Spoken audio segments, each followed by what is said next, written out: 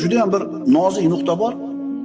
Agar banda Alloh tomonga qarab bir qadam bossa, Alloh u tarafga qarab bir necha qadam bosadi.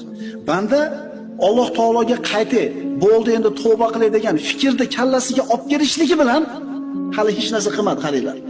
Bo'ldi endi bugundan ichmayman dedi. Bo'ldi bugundan boshlab namozni boshlayman dedi. Shu fikr kallasiga kelishligi bilan Alloh taolo shu bandani qalbiga saodatni berib qo'yadi. Xotirjamlik berib qo'yadi, taskin berib qo'yadi. Shu etapdan o'tganmiz ko'pchiligimiz. Bo'ldi. Ertadan namoz boshlayman deganingizda bilasizmi qanaqa maza qilgansiz? Eslangda. Bo'ldi. Sigaretni tashladim bugundan boshlab dedingiz. O'sha momentni eslangda. Alloh taolo bandasini tavbasiga shuna bir mushtoq bo'lib turadi. Alloh taolo bandasini tavba qilishini shunaqa yaxshi ko'radi. Hali hech narsa qilmadi. Nima qildi faqat? Bo'ldi. Ertadan bomdodga chiqib namozni boshlayman deyishiga bilasizmi qanaqa xotirjam bo'ladi qalbi?